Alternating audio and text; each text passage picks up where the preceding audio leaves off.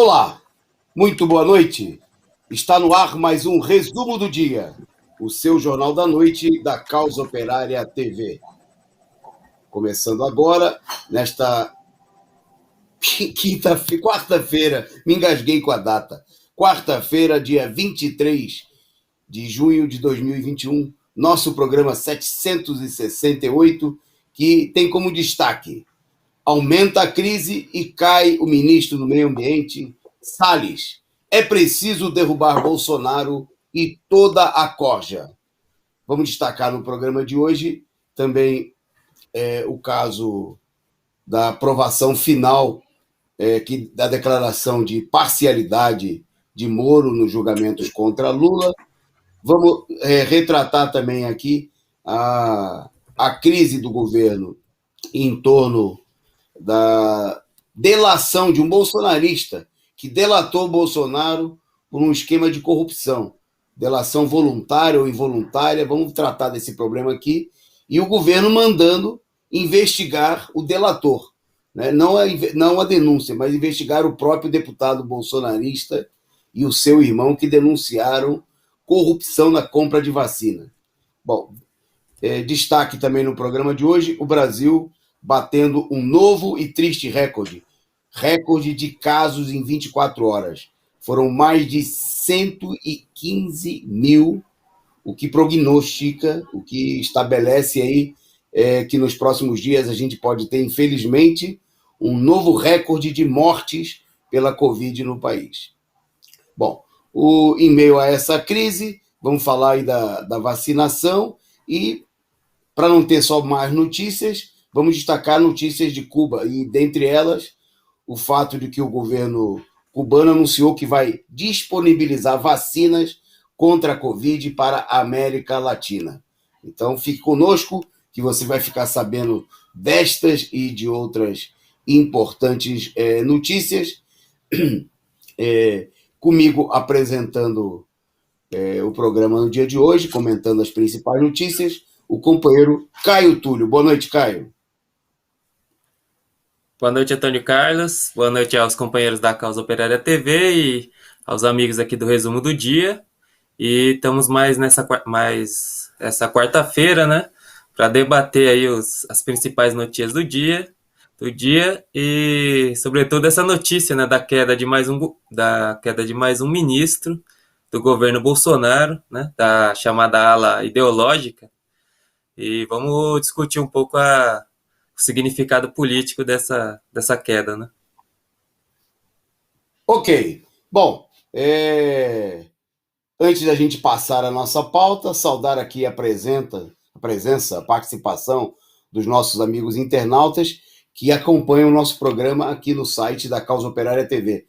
Pedindo a você, inclusive, que está aí em outras redes, está no Facebook, vem para cá. Se você puder, acompanhe aqui para aumentar a nossa audiência aí no site, no canal da Rede TV, na Causa Operária TV, no YouTube.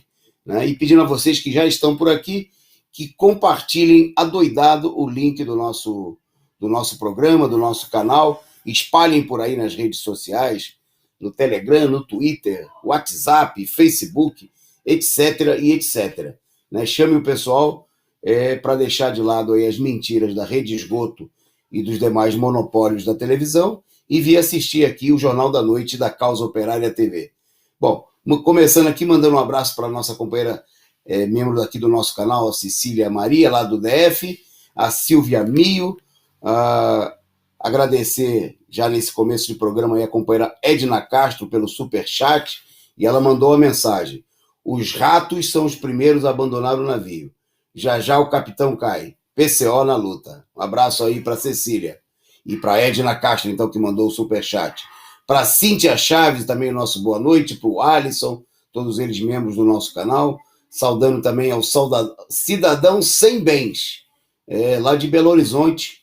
Um abraço aí para os nossos companheiros de Minas Gerais que acompanham o nosso programa. Ao Rude Pride, ao Luiz Bergosa, nosso companheiro lá do Rio Grande do Sul. O Carlos Augustus, acompanhando sempre aqui o nosso programa, ele que também é membro do nosso canal. Ao Osni Castro, Renato Santos, Diabo Grande, opa, Aqui é um programa eclético. Tem Jesus, daqui a pouco Jesus está por aqui, mas já está conosco o Diabo Grande e mandou uma boa noite para todos. O Aurélio Santos, o canal Lucianágua, obrigado aí ao nosso companheiro Luiz Bergosa, que mandou aí um sticker, a sua figurinha simpática, contribuindo aqui com o nosso canal. A Ana Matos, boa noite para a Natália Araújo, da Vozes da Zona Leste, né, que mandou aqui um salve, uma boa noite. Nossa bandeira é vermelha, diz a Natália, que mandou também aí o seu sticker, a sua contribuição aqui. Você pode contribuir, seguir aí o bom exemplo da Natália, do Luiz Bergosa, da Edna Castro, mandar aí o seu sticker, o seu superchat. Pode ser de R$1 a R$1 milhão, fique à vontade para contribuir. Não tem qualquer valor, é bem-vindo e ajuda a sustentar esse canal combativo e revolucionário. Boa noite aí para o Carlos Augusto, para o Compra 29. Bom, e a todos, em nome destes aí, a nossa saudação a todos vocês, a Gleice Barros, que nos acompanham, né, aqui pela Causa Operária TV, e pedindo a vocês que compartilhem, né, e também você que vai chegar aí, que chega na madrugada, que entra mais tarde para assistir ao nosso programa, que está aí em outro país distante, né, você que é brasileiro ou mesmo de outra nacionalidade e que quer ficar por dentro aqui dos acontecimentos mais importantes no Brasil, acompanhando a Causa Operária TV e o resumo do dia. Bem, vamos para a nossa pauta, né? Vamos começar com um episódio que mostra aí a selvageria, né, da polícia, das forças de repressão no país. Eu até vou, antes de passar a palavra para o Caio, que vai relatar aí o episódio, há muito tempo atrás se contava uma piada que é muito infame, mas é interessante, que denuncia a situação da polícia, né? Muita gente já deve ter ouvido, mas eu relato aqui que é o seguinte: num torneio, uma competição entre polícias internacionais, né, chegou a final do torneio a Scotland Yard do Reino Unido, o a SWAT dos Estados Unidos e a PM brasileira. E tinha uma prova, então, que para mostrar aí quem era a polícia com maior eficiência, né? E, bom, no meio dessa situação, então, soltava-se um coelho no meio da mata, e a polícia tinha, o representante das organizações policiais tinham que recuperar o coelho. Então a Scotland Yard foi lá, em 3 minutos e 35 segundos recuperou o coelhinho, e aí o representante da polícia britânica informou: não, nós usamos aparelhos, né, rastreamos as pegadas do coelho, usamos computadores, coisa e tal, e explicou o êxito e foi aplaudido por todos. Aí foi a SWAT, né? A SWAT soltaram o coelhinho e a SWAT recuperou o coelhinho em 2 minutos e 73 segundos. 53, já que 73 daria mais do que 3 minutos. E aí foi lá o representante da polícia norte-americana e explicou que a polícia norte-americana, muita eficiência, usou satélites, né, tinha feito visões a partir do espaço, etc. e tal, e foi rapidamente recuperar o coelhinho. Bom, aí soltaram o coelhinho e foi o representante da PM brasileira. Em 3 horas depois, volta os representantes da PM brasileira com um negro todo machucado, né, com o olho ferido, e aí o cara falou: mas por que vocês trouxeram isso? Não, tá aqui o coelho, capturamos o coelho. Aí o negro todo espancado, ele fala: eu sou o coelhinho, sim, eu sou o coelhinho. Então obrigaram o negro a confessar que ele era o coelho, né? Foi a maneira, humor negro, né? Mas é para mostrar aí. Também as outras polícias usam da tortura e da repressão, mas a PM brasileira, sem dúvida nenhuma, a polícia, ela é campeã mundial de abuso, né, e de ineficiência, né, inclusive naquilo que diz respeito ao trabalho repressivo de investigação. Esse episódio aí mostra muito bem, né, a eficácia, né? A polícia que, quando entra em Jacarezinho, em poucas horas fuzila, mata 27 pessoas. Agora tem dias e mais dias que eles estão à caça de um suposto assassino em série. E o resultado, um dos resultados, vocês vão ver agora, o Caio vai contar os detalhes. Exatamente. Depois de mais de 14 dias, né, de uma campanha sensacionalista e selvagem, né, bárbara, na imprensa capitalista, né, de notícias,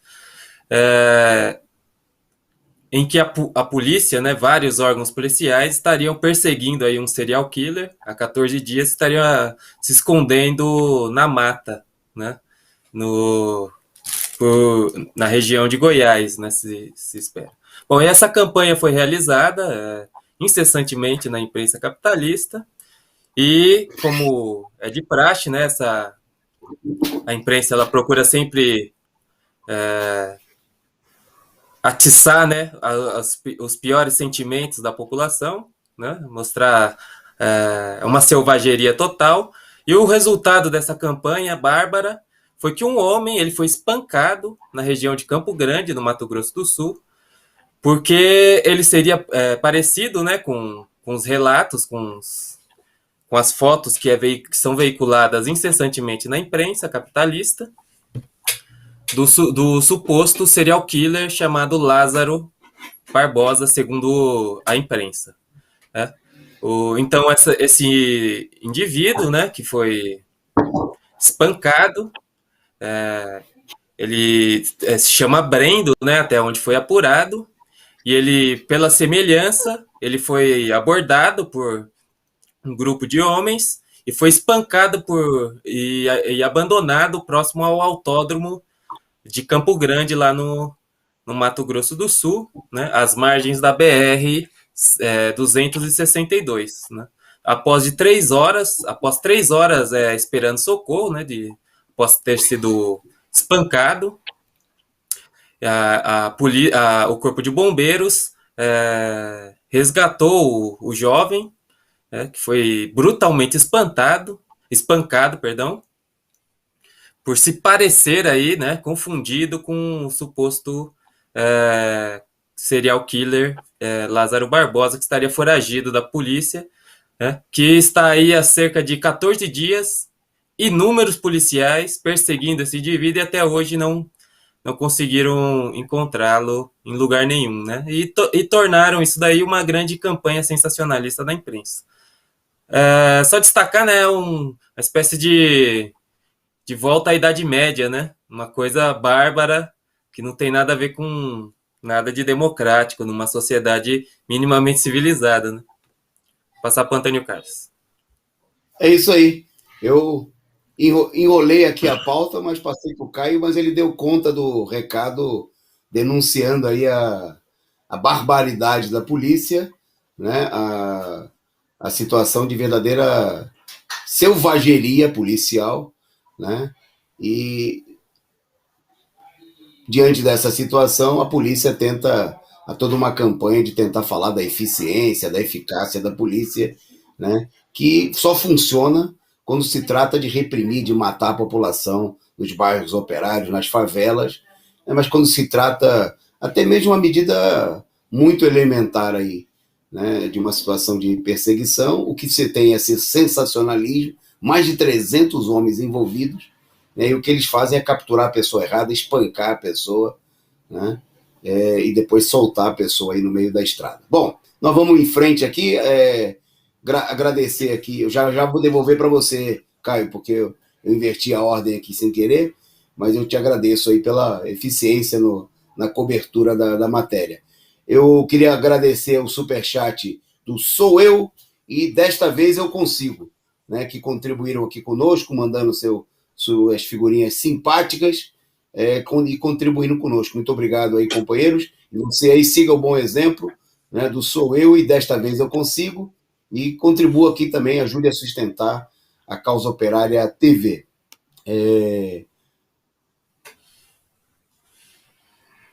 Bom, em frente na nossa pauta, tem infestação não sei se é carrapato, é verme, né? É pior do que carrapato, é verme. No chat é verme bolsonarista, mas é uma demonstração da influência, da importância do nosso programa, que a direita tem que mandar aqui uns vermes para tentar criar tumulto, mas não adianta, né? A audiência de alta qualidade aqui não vai se deixar levar por esse tipo de coisa. Bom, vamos tratar de um assunto que a direita não gosta, né? Que os vermes bolsonaristas se incomodam e a direita fica aterrorizada. Porque, refletindo a situação de crise no país, né, o Supremo encerrou hoje a votação sobre o processo de parcialidade, a declaração de parcialidade de Moro, do juiz ex-ministro e ex-juiz fascista Sérgio Moro, no caso do Lula. Bom, para explicar para vocês o que aconteceu, contar os detalhes com vocês, aí o companheiro Caio. Exatamente. Terminou o processo hoje, né, da suspeição do Moro, foi julgado no STF, processo que já havia sido começado, né, há 2 meses atrás, e já naquela ocasião, na primeira sessão, a posição em favor da suspeição do Moro, do ex-juiz Sérgio Moro, no caso em que ele julgou o ex-presidente Lula, já havia sido vencido, né, por 7 votos a 2. Faltavam ainda 2 ministros do STF votarem, e o ministro Marco Aurélio Mello, ele pediu vistas do processo e devolveu hoje que ocorreu a votação, né?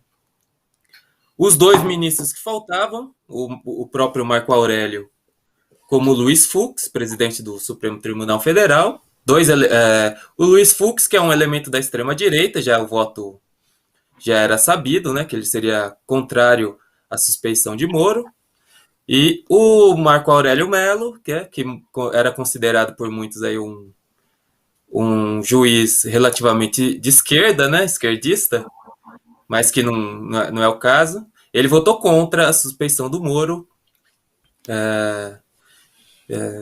e contra, né, portanto, o pedido da defesa do ex-presidente Lula. Ele votou pelo que o Moro não fosse considerado suspeito no caso. Mas, no entanto, a posição já estava confirmada por 7 ministros, né, que foi votado na segunda turma do Supremo Tribunal Federal, e o Lula, portanto, finalmente, né, esses processos todos que estavam nas mãos do ex-juiz Sérgio Moro e da Lava Jato foram todos anulados, e o ex-juiz, né, e ex-ministro da Segurança Pública, Sérgio Moro, foi considerado parcial, né? Com o Moro não vai acontecer absolutamente nada, mesmo porque o STF se recusou a colocar qualquer tipo de sanção ao Moro, embora ele tenha sido considerado parcial, ou seja, criminoso, que é isso que significa, né? Quer dizer, ele julgou o ex-presidente Lula não de acordo com a lei, mas de acordo com outros critérios, né? Por isso que ele é parcial, mas ele não recebeu nenhuma pena.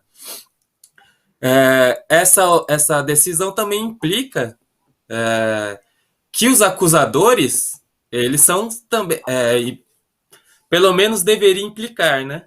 Que os acusadores são também falsários, né? Porque o juiz é parcial, o processo foi anulado, né? As provas foram mostrado que como o processo é parcial, né? Todas as provas também foram parciais. Deveria se entender dessa maneira, e os próprios acusadores também, acusadores parciais, né? Mas nada disso vai entrar em pauta, simplesmente o processo foi anulado. A defesa do Lula retirou uma nota comemorando essas decisões. O Lula foi inocentado também de muitos outros processos nesses últimos dias, mostrando que ele foi vítima, efetivamente, de uma extraordinária, gigantesca campanha de perseguição política ao ex-presidente Lula, né? mostrando que os acusadores do Lula eram verdadeiros sincofantas, né, como se fala, né?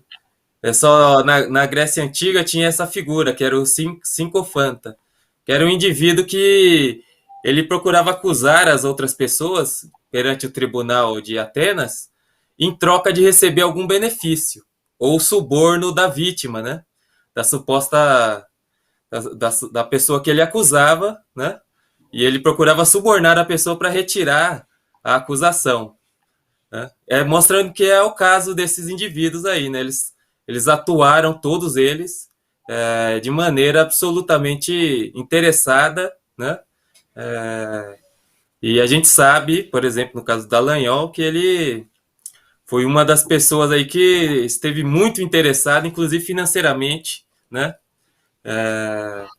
Nos processos do Lula. Então, foi isso, né? A decisão desses processos todos que estavam na Lava Jato de Curitiba foram anulados e o Moro é oficialmente considerado um juiz suspeito. É isso aí. E com essa decisão, a defesa do Lula anunciou aí que já foram 15 falsas acusações que foram derrubadas na justiça contra o ex-presidente. Né? Dentre eles, o caso do triplex do Guarujá, né? Que está aí, né? Foi apresentado como sendo do ex-presidente Lula. E, bom, aí foram inúmeras evidências, né? A tal ponto que a Justiça Federal de Brasília, em um determinado momento, mandou, ao mesmo tempo que o Lula era processado pela posse pela suposta propriedade do apartamento, a Justiça mandou que uma empreiteira devolvesse, né, o triplex como parte do pagamento de uma dívida dessa empreiteira.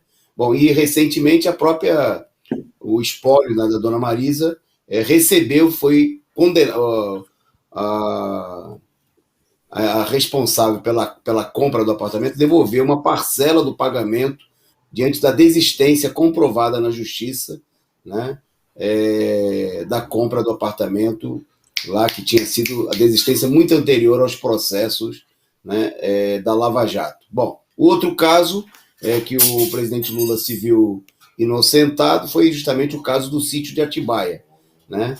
Segundo o relato da defesa, ficou provado que o Lula não recebeu nenhum dinheiro da Odebrecht para pagar as reformas do sítio, que também nunca foram dele, né? E o que a gente viu aí foi como o Caio destacou aí como Sincofantas, né? O nome foi a Odebrecht, vocês vejam aí a manchete da época, né? Odebrecht pagou imóvel para Lula. Esse é o caso é outro caso que o Lula se viu inocentado, que é o caso do terreno para o Instituto Lula, né?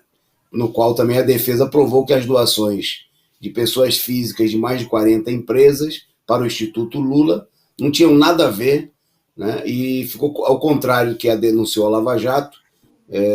O Instituto Lula sempre funcionou em sede própria, né? E o caso foi anulado pelo Supremo Tribunal Federal.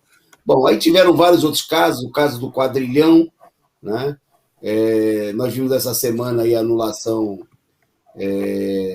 dos processos que envolviam o Lula e o ex-ministro Gilberto Carvalho, além de outras pessoas. O caso das palestras do Lula, né, que chegou a ser aberto um inquérito em vara federal do Moro em 2015 para acusar Lula de ter simulado a realização de palestras, né? E ficou provado por meio de vídeos, gravações, fotografias, notícias nas imprensas, todas as 72 palestras, né, que Lula havia dado e que eram apresentadas como sendo falsas, né, que o Lula teria... e não era nem época de pandemia, que podia dizer que o Lula só gravou um vídeo e não compareceu, não tinha vídeo, tinha notícias da imprensa, tinha fotos, etc. e tal, comprovando as palestras do Lula. Bom, são muitos outros casos envolvendo filho do Lula, irmão do Lula, sobrinho do Lula, né? E no total já são 15 os casos, né? Ainda há outros processos, né, de menor monta. Obviamente que isso não mostra... Muita gente tenta apresentar isso como uma prova de que até o próprio Lula chegou a declarar que a verdade venceu. É preciso deixar claro que não venceu, mostra que a mentira venceu até agora, né? Porque todo esse processo mentiroso e fraudulento colocou o ex-presidente, sobre o qual nada foi provado, 580 dias na cadeia, tirou dele a possibilidade de concorrer e ganhar a eleição em 2018, né, o que trouxe enorme prejuízo para o povo brasileiro, e a mentira está vencendo até aí. Até hoje já provocou mais de 500 mil mortes na pandemia, né, recorde de fome, de desemprego. Infelizmente, Lula, não dá para dizer que a verdade venceu, né, porque nesse caso aí a mentira ganhou de goleada, e os prejuízos causados, não só ao ex-presidente Lula, mas ao povo brasileiro, por conta dessa operação criminosa, são irrecuperáveis, né? Porque como é que se recuperaria, por exemplo, a vida de centenas de milhares de brasileiros que morreram na pandemia como resultado da política criminosa dos golpistas, né, que realizaram todo esse processo? Não apaga, né? Não apaga nem em relação ao próprio sofrimento do Lula e da sua família, a morte da dona Marisa, o sofrimento da família, e muito menos ainda para o povo brasileiro, né? Mas vai chegar a hora de cobrar, e como dizia a música do Chico Buarque, e vai ter gente que vai pagar, e é dobrado todo esse sofrimento do povo brasileiro. Bom, vamos em frente, porque o regime da fraude, do golpe, das acusações mentirosas, enfrenta aí uma nova onda de crises, né? Resultado direto das mobilizações populares, né? As mobilizações que sacudiram o país no dia 19, no dia 29, estão aprofundando a crise no interior da própria burguesia, a divisão interna. Bom, e no meio dessa crise, o ministro do Meio Ambiente, ou ministro inimigo do Meio Ambiente, ministro da destruição do meio ambiente, o Ricardo Salles, pediu demissão no dia de hoje. Bom, aí vou passar para o Caio para ele comentar aí o acontecimento, né, que levou aí a queda do ministro do passar a boiada, né, Caio? Exatamente. O ministro, né, que não só queria, como passou aí em muitos casos a boiada, né? Uma pessoa extremamente ligada aos ruralistas, aos latifundiários, aos grandes empresários que atuam nesse setor, né? Ele pediu demissão do cargo e já foi anunciado no Diário Oficial, inclusive a substituição do ministro por um outro indivíduo. Bom, o ministro Ricardo Salles ele vinha sendo investigado por uma série de crimes, né, supostamente cometidos, entre eles de favorecer, né, apreensão de atrapalhar as investigações sobre a apreensão de madeira e favorecer as madeireiras e latifundiários, fora outras acusações que ele vinha sofrendo. O ministro Ricardo Salles ele foi um ministro extremamente violento em relação ao meio ambiente, em relação às populações indígenas, né? E um dos mais odiados também do governo Bolsonaro.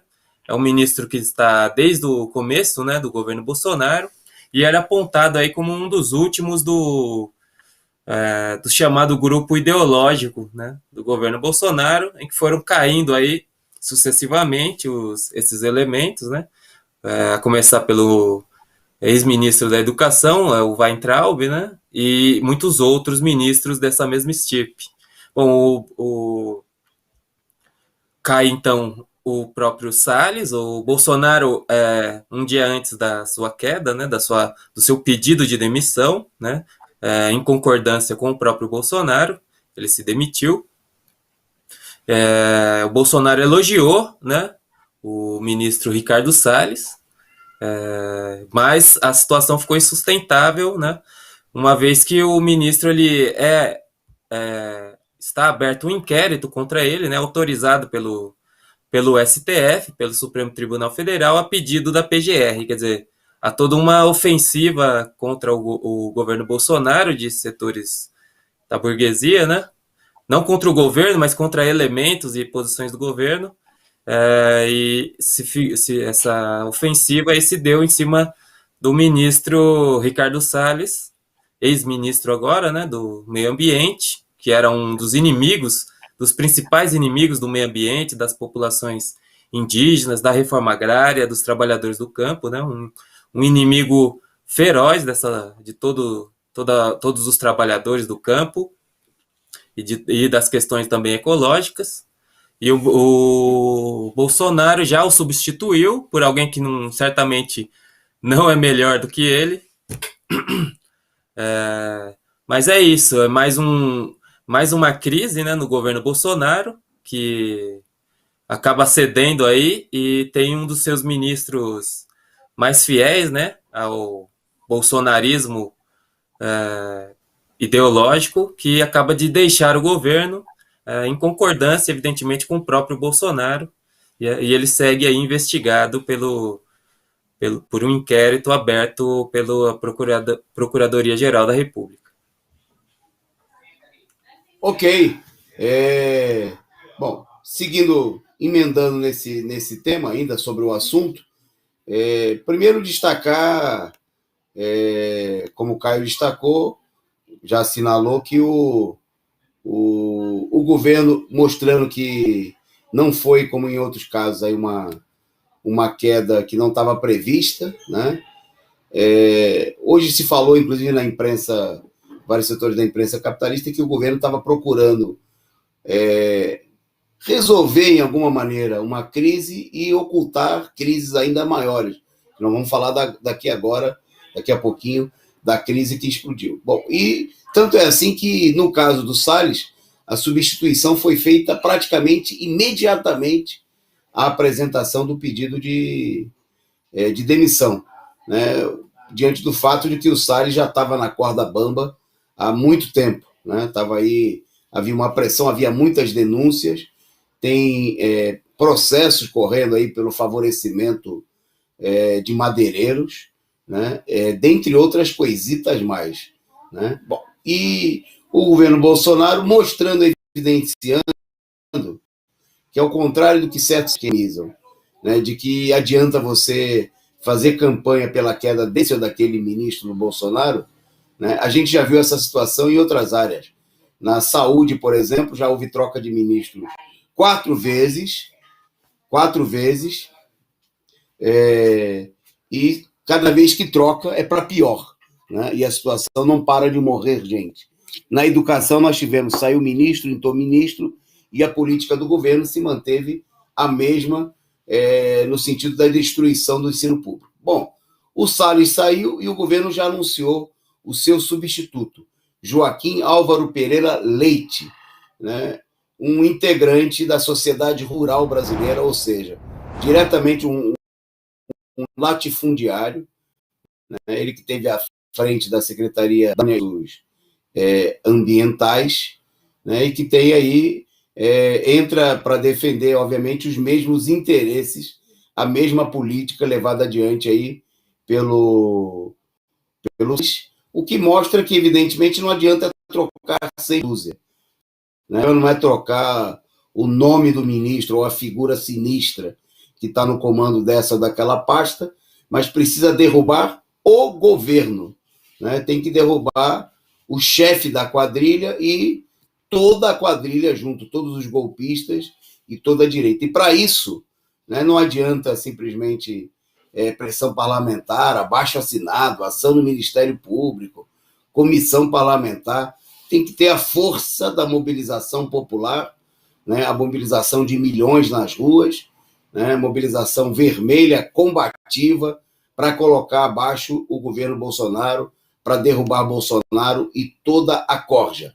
Bom, porque não foi só a queda do Salles, teve mais crise rolando no dia de hoje, né, com um bolsonarista, deputado bolsonarista, vazando aí denúncia, vindo a público denúncia de esquema de corrupção na compra de vacinas de da mão mesmo de próprio bolsonarista. O que aconteceu aí, Caio? Conta aí para a nossa audiência. Exatamente. Um deputado bolsonarista vazou conversas dele com o assessor do Bolsonaro, em que ele denunciava um esquema de corrupção pesado, como ele mesmo classificou, na compra da vacina indiana, né, Covaxin, no Ministério da Saúde. Esse deputado, que se chama Eduardo. Se chama Luiz Miranda, que é do DEM, do DF, que é um bolsonarista, né, um admirador do Bolsonaro. Ele teria enviado no início do ano algumas mensagens ao assessor do Bolsonaro, denunciando, né, dizendo que teria sim provas dessa corrupção, né, e teve uma reunião, inclusive, com o próprio Bolsonaro, né, na qual, segundo ele, teria mostrado, né, apresentado aí confirmações dessa corrupção. Ele registrou, inclusive, o encontro dele com o Bolsonaro, né? Posteriormente, mais recentemente, né, isso se deu ao longo dos meses de fevereiro até o momento, né, que está sendo negociada essa compra de 20 milhões de doses da Covaxin, que é uma vacina indiana, né? A imprensa capitalista aí chegou a informação de que, de fato, o governo teria aceito, veja só, aceito pagar por essa vacina 1000% a mais do que a empresa teria pedido. A empresa teria colocado como valor, né, da vacina unitária cerca de 1,32 dólares cada vacina. E o governo teria oferecido 15 dólares por cada vacina. O governo está aí comprando 20 milhões de doses, né? Bom, o que aconteceu com o deputado Luiz Miranda, que procurou aí denunciar o que ele chamou de corrupção pesada no Ministério da Saúde? O Luiz Miranda, que é um bolsonarista, e o seu irmão, que é um alto funcionário do Ministério da Saúde, né, que teria passado para ele essas informações, eles estão sendo aí alvos de um inquérito pelo próprio governo. O governo Bolsonaro está denunciando, né, e abrindo um inquérito contra o deputado e o seu irmão pela denúncia que eles fizeram, né, inclusive acusando, né, de falsificação, né, de denunciação caluniosa, que é um crime tipificado no Código Penal. Tá aí a crise, né? Tem uma denúncia bastante robusta e clara aí de corrupção gigantesca dentro do governo, né? Um próprio bolsonarista teria feito essa denúncia, né? Não se sabe exatamente com qual a intenção. Ele teria chamado a atenção aí do Bolsonaro para que o Bolsonaro se pronunciasse. E agora eles estão sendo processados por denunciação caluniosa. Tá aí a situação do governo Bolsonaro, né? Esse governo que supostamente seria um governo de não corruptos, né? Mas, na verdade, é o governo dos principais corruptos. É isso aí, tá aí a quadrilha bolsonarista envolvida aí numa enorme crise, mas que é importante entender, né, que toda essa crise é o desdobramento da mobilização. Bom, hoje à tarde, aí, como o Onyx Lorenzoni, né, ministro da Casa Civil, fez aí o pronunciamento anunciando que o governo Bolsonaro vai processar, vai mandar apurar, inclusive com sindicância e tudo mais, os denunciantes, não as denúncias, né? Quer dizer, não é apurar se houve irregularidade nas compras das vacinas, porque ele já foi lá, se apressou em apresentar supostas provas de que isso. E a gente pode confiar, né? Porque no governo Bolsonaro não teve nenhuma irregularidade. Está ele aí ao lado do deputado, que fez a denúncia, que é do DEM, e que acabou vazando, né? Que postou aí, acabou que vieram a público, sabe-se lá como, porque a gente sabe. Aqui é importante destacar, né? a gente, a política, a situação política ensina, né, que se tem uma coisa que confiar é nas relações de camaradagem, comadrio, entre as máfias que governam o país. A gente viu isso aí em inúmeras oportunidades, né?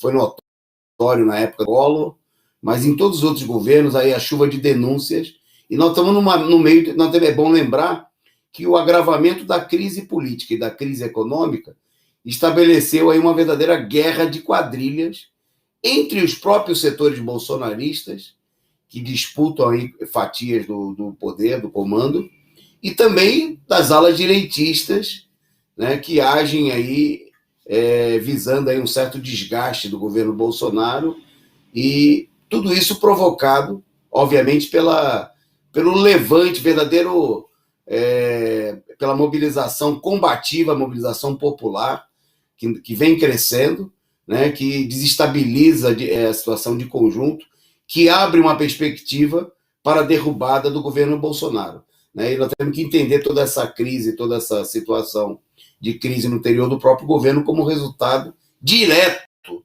da intervenção popular. E aí a burguesia começa a mexer os seus pauzinhos, as suas cutrucas, os seus métodos baixos, sujos, com denúncias, sejam elas verdadeiras ou não. Aqui não dá uma credibilidade nem no governo e nem no denunciante. Né? Com certeza são pilantras dos dois lados. E, obviamente, que se a gente ver o que aconteceu aí no ponto em relação ao ex-presidente Lula, quando nós tivemos aí as delações premiadas, super premiadas, né? Obtidas sobre a base de chantagem, de tortura, de pressão de todo tipo, também agora vai chover denúncias, né, algumas verdadeiras, outras falsas, em relação ao próprio governo, porque quando a burguesia começa a brigar entre si, né, não falta cafajeste para denunciar cafajeste. Né?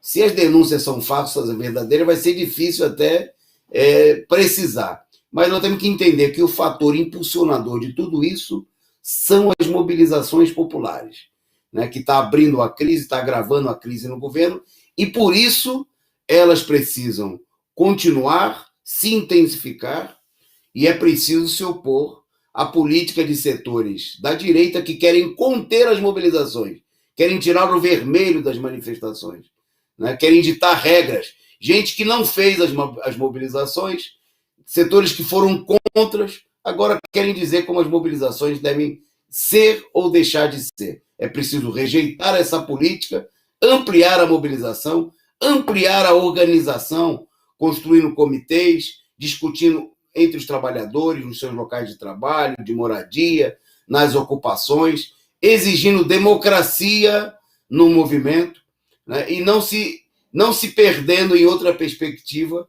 que não seja a mobilização das ruas, o enfrentamento para derrubar o governo Bolsonaro. Né? Não tem acordo. O problema é trocar um ministro, o problema não é apurar, deixar que o Congresso Nacional, né, o Congresso corrupto da direita, o Congresso do golpe, seja o juiz da situação, apure o que vai levar a que nada seja apurado. Um pouco, como nós vimos agora no caso do Lula, deixar isso aí na mão da justiça, do judiciário super golpista, ultra reacionário que nós temos no país. As ruas intensificar a mobilização para derrubar o governo, essa é a perspectiva real. Bom, até porque isso está vinculado aí à situação que nós temos, a própria crise do governo, toda a situação tem a ver também com essa realidade que nós vamos destacar agora.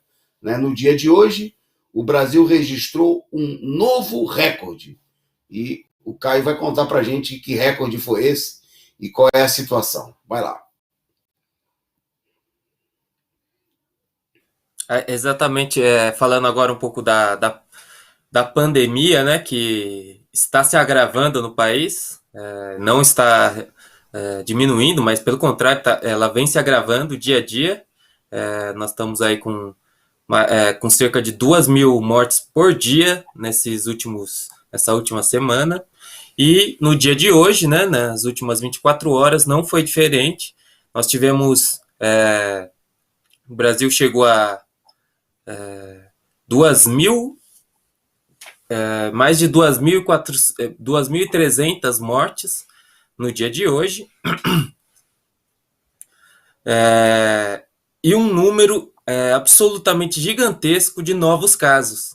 Foram confirmados 115.228 novos casos nas últimas 24 horas, né? Nós que nos espantamos, né, com o rápido crescimento da pandemia na Índia, por exemplo, em que se marcava ali cerca de 100 mil casos por dia. Bom, nós estamos agora com 100 mil casos por dia no país, confirmados, né? Que foi o caso do dia de ontem. E o Brasil também já alcançou e passou rapidamente a marca dos 500 mil mortos, né? Vítimas da doença e do descaso dos governos todos, né? E agora os governos todos praticamente eles esqueceram, né? Que existe a doença, que existe a pandemia, e ninguém fala mais nada enquanto a pandemia continua com um grau de mortandade, né? E de contaminação enorme. Nós passamos a marca dos 500 mil e já chegamos, né, à triste marca de 507 mil óbitos até o momento, né, das vítimas da Covid-19. Bom, só destacando o caso dos estados, né, o estado mais atingido de todos, que está com 123.825 óbitos, é o estado de São Paulo, né, do governador aí científico João Dória. Né? Só destacar esse fato, né, mostrando que a política de não fazer nada e deixar a população morrer não é só do Bolsonaro, como é da direita tradicional também. Ok, Caio. Bom, isso tudo mostra aí a necessidade de intensificar a mobilização e derrubar o governo. É uma questão de vida ou morte, né, para milhões de brasileiros. Né, porque esses números dados pelo Caio aí indicam aquilo que a gente já vem anunciando há muito tempo, que é a tendência a que a gente chegue em agosto aí com mais de 650 mil mortos, que a gente tenha, porque se toda vez que nós temos um aumento do número de casos, nós vamos ter mais na frente, né, na sequência, um aumento do número de mortes. Né? Infelizmente é essa a realidade, até porque os governos, todos eles fazem discurso, fingem divergências, mas medidas que é bom, né, para aumentar a rede de saúde pública, melhorar a condição de trabalho dos servidores da saúde, né, que estão trabalhando aí de maneira muito intensiva há 2 anos, sem nenhuma condição devida, sequer com reajuste dos salários, né, com a inflação de 20%, os servidores da área da saúde, como todos os trabalhadores públicos, estão com salários congelados, né, enquanto os banqueiros fazem a festa, não há investimentos, não há nada, né, e essa situação, esse recorde é apresentado, aí, os números apresentados pelo Caio, mais de 115 mil casos no dia de hoje, vão levar, infelizmente, nas condições atuais, a uma situação de explosão de novo número de mortes, né? Quer dizer, é uma situação muito caso. Bom, 6 estados reportaram mais de 100 mortes nas últimas 24 horas, né? Informa aí, né, a imagem colocada aí pela nossa produção. Só o destaque aí, São Paulo, 724, Minas Gerais, 413, Rio de Janeiro, 210, Rio Grande do Sul, 144, Paraná, 119 e Bahia, 113. Quer dizer, só esses 6 estados dão 1.723 mortes, né? Quer dizer, um número gigantesco, né? A situação totalmente fora de controle, muito longe da propalada estabilidade que o pessoal anunciou que a gente estava vivendo. Bom, um último dado sobre essa situação diz, eu já vou passar, já vou juntar com a ajuda da produção, mas para a gente encerrar esse tema da Covid, que é o seguinte: no meio disso tudo, só 11,6% da população tomaram as 2 doses, né? chegou aí a 24 milhões e 600 pessoas vacinadas com 2 doses, que representam apenas e tão somente, né, 11,6% do total da população brasileira. Esse dado é importante porque os estudos mostram, e principalmente com a vacina majoritária que nós estamos usando, né, que é a Coronavac, que seria necessário vacinar pelo menos 70% da população para que houvesse aí uma imunização em larga escala, que o vírus, a gente tivesse uma situação aí de controle da pandemia, né, que não fosse totalmente a erradicação, mas que a situação fosse considerada sob controle. Nós temos aí menos de pouco mais de 1/7 desse total de pessoas vacinadas, quer dizer, 11,6%, número totalmente insuficiente para conter aí a situação. Isso segundo números divulgados, né, pelos próprios governantes e pela imprensa golpista. Bom, antes de passar para o Caio, para ele destacar aí a última do Guedes, eu queria agradecer aqui a participação dos nossos amigos no nosso chat do programa, saudar aqui, mandar nossos abraços. O Wilson dos Santos, que comentou aí sobre o problema da infiltração da direita nos atos, né? Verde e amarelo será tirado das manifestações na porrada. Corre, corre, corre, corre direita, corre MBL, diz o Wilson dos Santos, com quem nós concordamos. Agradecer aí o boa noite, a mensagem da Vera Léo, o Tiago Tirê, dizendo que Tiago Terê, dizendo que o problema são os próprios setores da esquerda que infiltram o verde e amarelo no movimento. Saudar aqui a participação do meu amigo Ivania Galon, mandar uma boa noite, ele dizendo aí, Volta Redonda presente.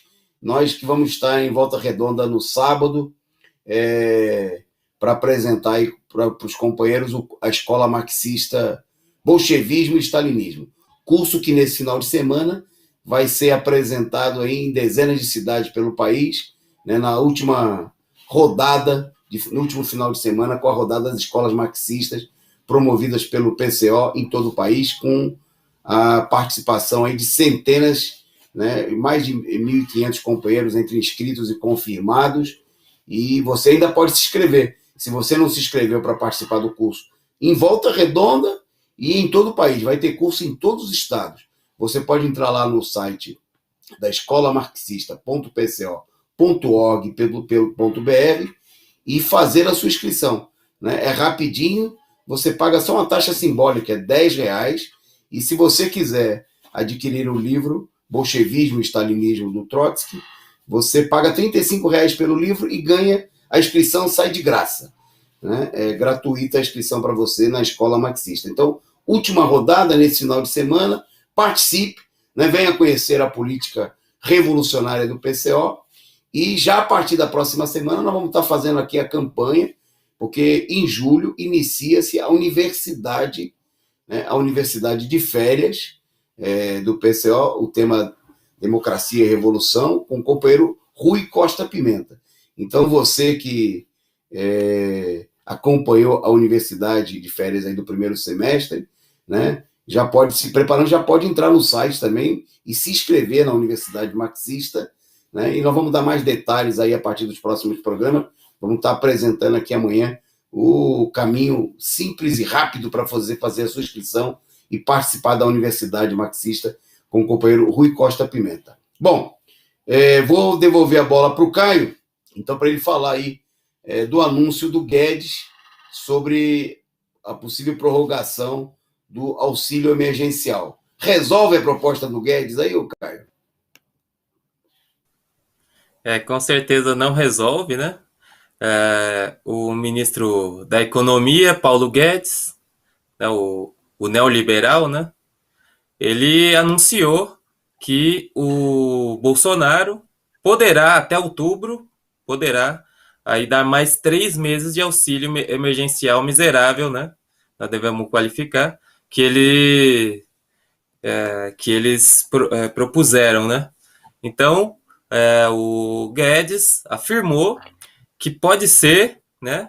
Pode ser que o Bolsonaro aí ratifique mais 3 meses de auxílio emergencial. Essa medida será aí vista até outubro. O Guedes falou também em recuperação da economia nacional. Segundo ele, o país está saindo de uma recuperação cíclica para uma recuperação sustentável, né? Não se sabe exatamente qual que é o que significa exatamente nessas esses termos, nessa recuperação cíclica, isso para uma recuperação sustentável. O fato é que a economia nacional não vai nada bem. Bom, mas essa questão do auxílio emergencial, primeiro que é preciso exigir um auxílio emergencial de verdade, não por 3 meses, mas por tempo indeterminado, pelo tempo que for necessário, né, para toda a população necessitada do auxílio emergencial, que a essa altura são milhões de trabalhadores. É preciso também que o auxílio emergencial não seja essa miséria que o governo federal oferece, né, que é já o auxílio emergencial de R$ 600 já não é condizente nem com uma família, nem com uma pessoa só, quanto mais com uma família, né? E só que o auxílio do governo não é R$ 600, né? Que já é baixíssimo, miserável, mas é ainda mais miserável, é praticamente uma esmola, né? Mas é também uma forma que o governo vê aí de se apresentar, né? De procurar ter conquistar um certo apoio popular, né, oferecendo auxílio emergencial justamente nesse momento que o governo está pressionado pelas mobilizações. Né? A gente viu que o Bolsonaro está efetivamente pressionado. Logo após a primeira mobilização, no dia 20 de maio, eles anunciaram a compra de vacinas, agora eles estão anunciando que vão dar mais 3 meses de auxílio emergencial, quer dizer, poderá, né? Não é uma coisa efetiva ainda, mas eles estão pressionados pela mobilização, eles estão procurando, primeiro, desclassificar a mobilização. O Bolsonaro já se referiu à mobilização, né? E ele afirmou aí que seria um bando de pessoas pagas, né? Muita gente paga, né? Não teria que afirmar se fosse assim. Foram mais de 750 mil pessoas pagas, né? Na visão do Bolsonaro, que é absurdo. E ele está pressionado e é uma resposta que ele dá, né? Que é um auxílio emergencial miserável para enganar a população, que não será enganada por esse auxílio. É preciso lutar por um auxílio de verdade, um auxílio que atenda, né, às necessidades da família operária, dos trabalhadores brasileiros e de toda a população necessitada nesse momento. Ok, é isso aí. Abaixo a farsa, né, do auxílio esmola, né, enquanto o governo distribui aí bilhões para os banqueiros, né, a população fica aí à mercê, né, dessa política de rapina, de dar um trocado que é insuficiente, né, como o Caio destacou, é o valor equivalente aí a 1/3, né, os R$ 250 em média que estão sendo pagos aí de auxílio emergencial para uma parte, porque nem todo mundo consegue ter acesso, todo mundo que precisa, equivale a 1/3 do valor da cesta básica, de uma cesta básica. E para uma família média brasileira de 4 pessoas, seriam necessários, segundo o Diese, pelo menos 3 cestas básicas por mês. Quer dizer, o valor que é pago não dá para nada. Bom, todo mundo sabe, quem vai no mercado, quem tem que comprar um botijão de gás, sabe que esse auxílio emergencial aí é totalmente insuficiente sequer, né, para garantir a alimentação já em termos de produtos básicos. O arroz com feijão e o gás ao longo do mês, e um óleozinho, um sal, já não daria para comprar. Né? É preciso... por isso nós temos aí tanta gente em situação de fome, e situação, inclusive, que fragiliza as pessoas diante da doença. Né? Porque, obviamente, as pessoas desnutridas, famintas, né, são as vítimas. Nesse momento aqui que nós temos um inverno que ameaça ser muito rigoroso, né? E que é uma situação que leva aí muita gente Já em épocas normais, a situação de pneumonia e coisas semelhantes. Bom, e agora a fragilidade diante da Covid-19, né, inclusive com nova cepa sendo registrada aí, nova variante do vírus no Rio de Janeiro. Bom, nós vamos agora, na reta final do nosso programa, vamos para a nossa parte internacional. Né? Nós temos duas notícias de Cuba e depois no finalzinho tem uma última lá, produção, que a gente colocou sobre a Rússia. Né? Depois a gente vai deixar para o finalzinho só para dar um toque de última. Sobre Cuba, né? A primeira, eu vou passar para o Caio, que diz respeito a uma denúncia feita aí por Cuba nas Nações Unidas contra os Estados Unidos. Fala aí, Caio. Exatamente. No dia de hoje, o chanceler cubano, Bruno Rodrigues, ele discursou na ONU, né, na Assembleia Geral das Nações, e ele denunciou o bloqueio implacável, né, dos Estados Unidos contra Cuba, mesmo durante a pandemia, né? Ele mostrou, né, como os Estados Unidos utilizou a pandemia como uma arma, né, a mais e uma arma terrível contra Cuba, né? O Bruno Rodrigues, ele afirmou, né, que o bloqueio perseguiu o serviço de saúde que Cuba oferece em vários países do mundo, aumentou o assédio às transações financeiras e se propôs a intimidar investidores estrangeiros e entidades comerciais, né? Dentre outros aspectos desse bloqueio econômico criminoso dos Estados Unidos contra Cuba, né? É um assédio permanente de décadas já contra o país, e mesmo em meio à pandemia eles procuraram dificultar, né, todas as atividades comerciais e mesmo as atividades sanitárias do país, inclusive a sua própria atividade de exportação de médicos e de saúde e de vacinas também, né, de produtos médicos que Cuba faz. Então tá aí essa denúncia, né, importante do chanceler cubano, feita hoje na Assembleia das Nações. Ok, nós vamos para a retinha final aqui, não sem antes agradecer ao companheiro Fernandes Silva, que nos brindou aí, mandando uma figurinha assim, canequinha aí, com uma contribuição aqui para a Causa Operária TV. Muito obrigado aí ao Fernandes, a todos os amigos que colaboraram. Você ainda pode contribuir aí, o programa ainda não acabou, então você pode seguir o exemplo do Fernandes e mandar aí o seu superchat, o seu sticker, a sua figurinha, clicando aqui no cifrãozinho que tem logo abaixo da área de conversa. Né? E você pode e deve, se você ainda não é, tornar-se membro do nosso canal e dar uma contribuição regular, ajudar a sustentar a Causa Operária TV, esse instrumento combativo, revolucionário da luta dos trabalhadores. Bom, ainda sobre Cuba, Cuba anunciou que vai disponibilizar as vacinas cubanas contra a Covid-19 para toda a América Latina. O presidente de Cuba, né, o Miguel Díaz-Canel, disse que as vacinas desenvolvidas por seu país estarão disponíveis para as nações latino-americanas. Em um tweet, em uma resposta ao presidente boliviano, Luiz Arce, o chefe do Estado cubano, disse que os cientistas da ilha superaram os obstáculos e deram a maior alegria deste ano duro de epidemia e bloqueio recrudescente. Quer dizer, mesmo em toda a situação aí de bloqueio, pesado bloqueio do imperialismo norte-americano e também dos outros países da União Europeia, Cuba está aprovando aí a Soberana e a Abdala, né? A vacina que vocês viram aí, a imagem que a nossa produção colocou. E os resultados são muito promissores, né?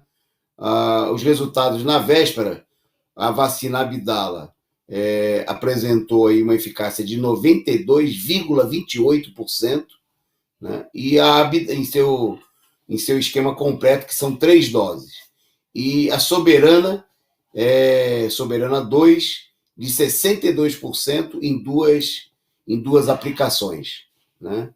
é uma conquista, né, cubana, de todo o povo latino-americano, mostra aí o quanto que não é um problema simplesmente de recurso, né, é um problema de falta de vontade política, que o Brasil, por exemplo, não tenha desenvolvido uma vacina, né, não houve investimento, não houve interesse, muita gente ganhando dinheiro aí, né, além dos grandes monopólios da indústria farmacêutica, nos esquemas de corrupção e vantagens aí com as vacinas importadas ou diretamente dos países imperialistas, dos Estados Unidos, da Alemanha, da Europa, ou, né, de grupos pertencentes ao capital imperialista que estão fabricando as vacinas na Índia, na China, né, mas muitas vezes ligados aí ao capital internacional. E Cuba dá um exemplo, né, um país pobre, totalmente sobre o embargo, né, das nações mais poderosas do mundo, desenvolvendo aí as vacinas e colocando aí à disposição do povo latino-americano. Bom, e por último, só uma nota que chegou para a gente no acontecimento de última hora, a Rússia lançou hoje disparos de advertência contra um navio britânico no Mar Negro, né? O incidente, que durou cerca de 20 minutos, foi uma reação de um avião e uma embarcação russa que deram disparos de advertência contra a presença em águas russas, né, de um navio de guerra do Reino Unido, né, que entrou nas águas territoriais da Rússia, no Mar Negro, segundo anunciou o Ministério Russo da Defesa. O governo britânico negou que o incidente tenha ocorrido, né, mas é evidente aí a provocação que acontece poucos dias antes das manobras militares que estão programadas para acontecer agora entre o dia 28 de junho e 10 de julho, na qual vão estar participando tropas dos Estados Unidos e da OTAN, justamente na região da Ucrânia, no Mar Negro, quer dizer, bem próximo da Rússia, né, em uma situação que é evidente que estão armando aí uma provocação contra a Rússia, né, parte de toda uma operação de pressão que o imperialismo norte-americano. E como a gente viu aí no caso denunciado hoje de Cuba, né, a presença do Biden no governo, longe de ter acalmado, aplacado esses ímpetos provocativos do governo norte-americano contra os países atrasados, não imperialistas, vem acirrando, né, diante do agravamento da crise internacional. Bom, nós vamos terminando por aqui, né, nosso programa desta quinta-feira. Eu encerro a minha participação mandando um abraço para todos e passo para o Caio para fazer o fechamento aí do programa. Vai lá, Caio. Bom, uma boa noite aos companheiros aqui da Causa Operária TV. E amanhã, novamente, o resumo do dia a partir das 20h30. Até lá.